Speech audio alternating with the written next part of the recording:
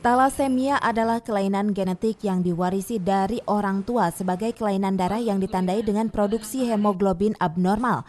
Gejala umum talasemia ini mudah lelah, lemah, terlihat pucat, warna kulit kekuningan, kelainan bentuk tulang wajah, dan pertumbuhan yang lambat. Untuk mencegah hal tersebut, Laboratorium Klinik Prodia Bogor yang bekerja sama dengan Yayasan Poptim mengadakan screening pencegahan suspek talasemia di lantai basement Aula Klinik Laboratorium Prodia di Jalan Sudirman, Kota Bogor.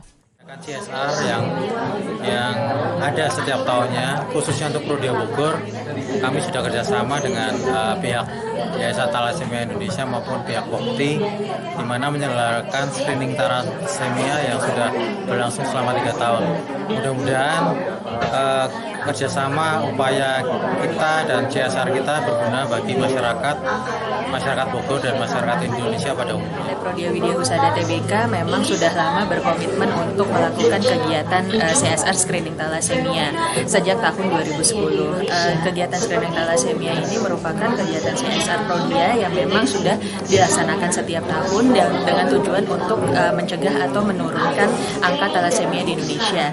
Dan pada tahun 2019 ini kita sudah mengadakan di Bandung, Depok, terus sekarang di Bogor, nanti minggu depan di Kuningan, kita juga mengadakan di Palembang, Aceh, dan Purwokerto. Dari Kota Bogor, Ahmad Rohani melaporkan.